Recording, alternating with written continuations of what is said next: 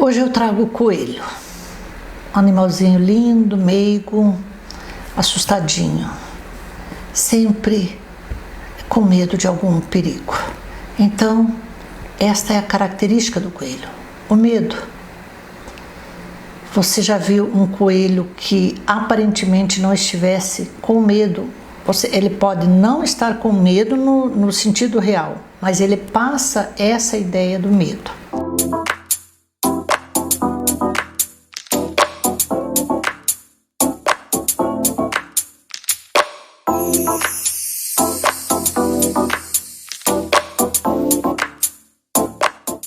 Então tem uma lenda nativa muito interessante, falando por que o coelho se tornou um símbolo do medo.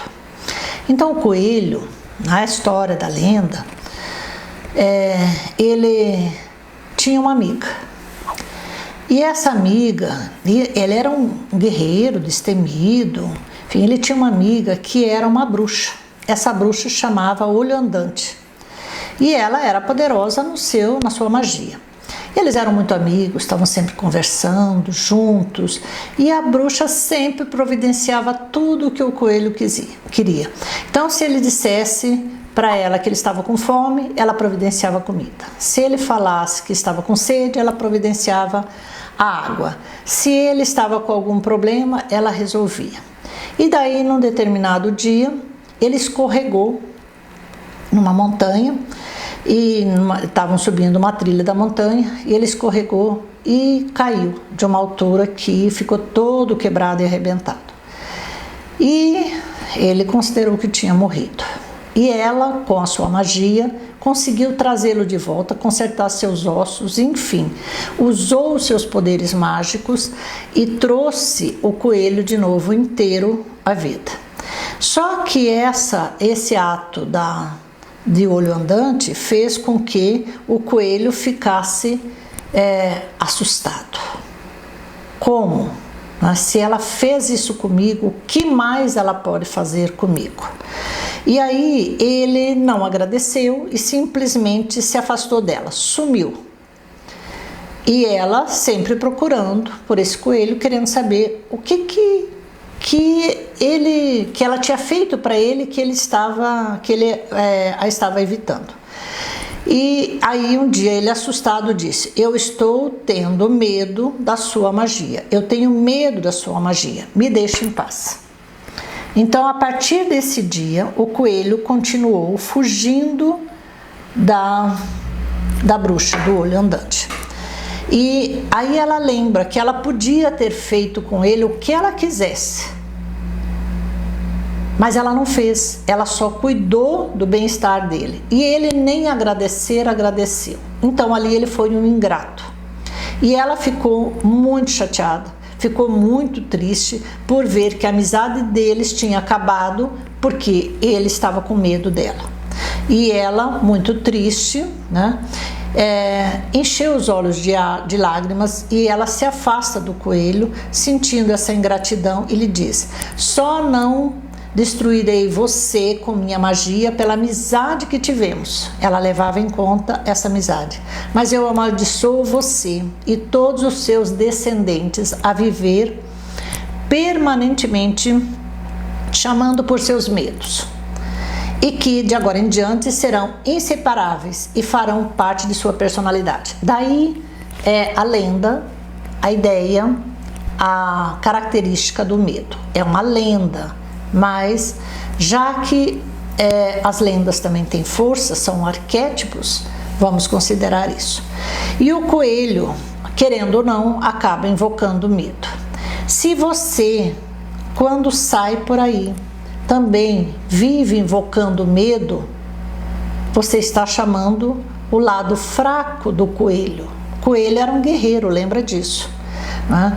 Então o coelho, quando vê a águia, aqui nós temos a arpia, mas é uma águia. Então o coelho, quando vê um predador, ele grita. Quando ele grita, de certa forma, ele está anunciando o seu predador, a sua localização. Nós muitas vezes também fazemos isso, nós chamamos o medo, nós chamamos os predadores. Presta atenção se você não faz isso. E o coelho, quando faz isso, é mais ou menos como se dissesse: fique longe de mim, eu tenho medo de você. E aí ela enfraquece. A presa, o coelho, enfraquece. E assim também o lobo, o gato do mato, qualquer predador que chega, né, até a cobra consegue comer o coelho, porque o coelho se encolhe de medo.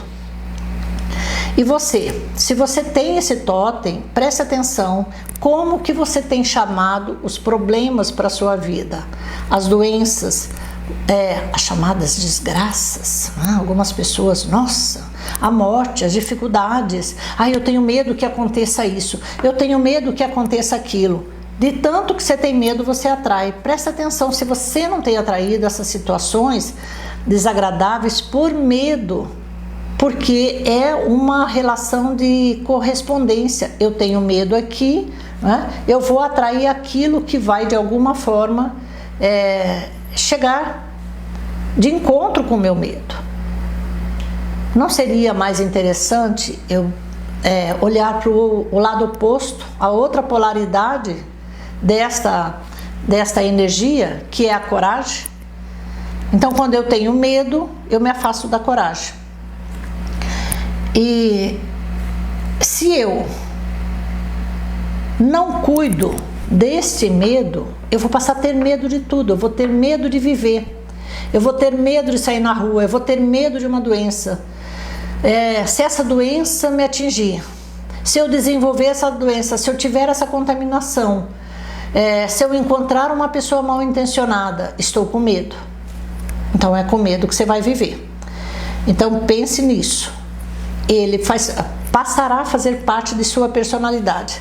E você vai ficar sempre inquieto, sempre alerta, como se o perigo viesse de qualquer lugar.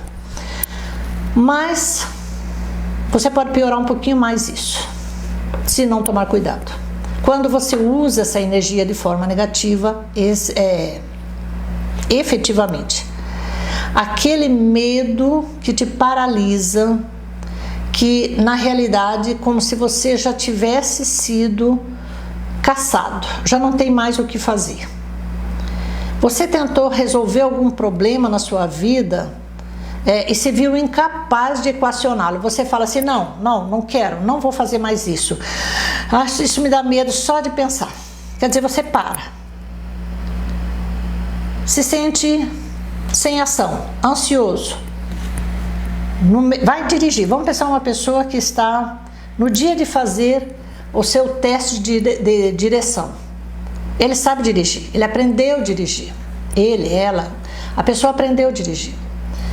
E aí na hora do teste ela paralisa.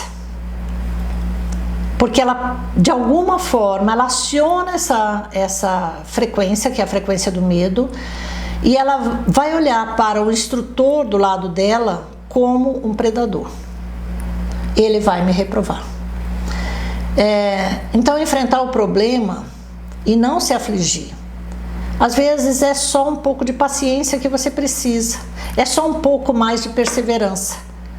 Você dá tempo para as coisas se reorganizarem, para o universo trabalhar dentro dessa energia com você.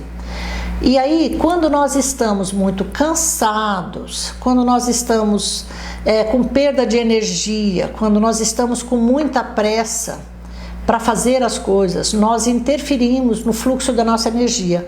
E esse medo, ele se torna mais presente. Eu não vou conseguir chegar na hora. Não vai dar certo. Se eu reprovar. Se a pessoa não me aceitar. Então eu já vou com medo. Você não ganha nada com isso. Só vai jogar contra você. Então faça uma reavaliação de alguns aspectos da sua vida. Observe e veja se há barreiras realmente e se você pode se livrar delas. Encarar seus medos, suas angústias, suas emoções, e essas emoções confusas, que são negativas para você, não é? Elas drenam sua energia. E você, enfraquecido, vai sentir mais medo ainda. Então as forças do universo estão em perpétuo e contínuo movimento. A vida está acontecendo o tempo todo. Faça isso que o universo conspira a seu favor. O universo não conspira a favor de ninguém. Você tem que entrar no fluxo do universo. O universo não está contra ninguém. Ele está fluindo. Se você entrar nessa fluidez, você vai tirar melhor proveito dessa relação. Então, encarar o desconhecido, desvendar os mistérios, as magias, não ter medo daquilo que você não conhece. Foi isso que aconteceu com o coelho lá na lenda. Ele não quis conhecer como que o olho andante, a bruxa, fazia suas magias. Ele ficou com medo que ela poderia usar contra ele. Então, isso vale para todas as suas relações. Então, procurar saídas, não se encolher de medo. E como você pensa, sente e age, define seu caminho e seu progresso.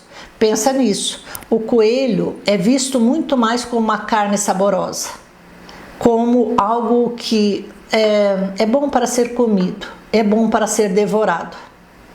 Como é que esse animal não vai ser criado com medo? Porque isso já é incutido nele, mesmo que ele seja um animalzinho doméstico. Então, pensa no coelho guerreiro. Não pensa no coelho medroso.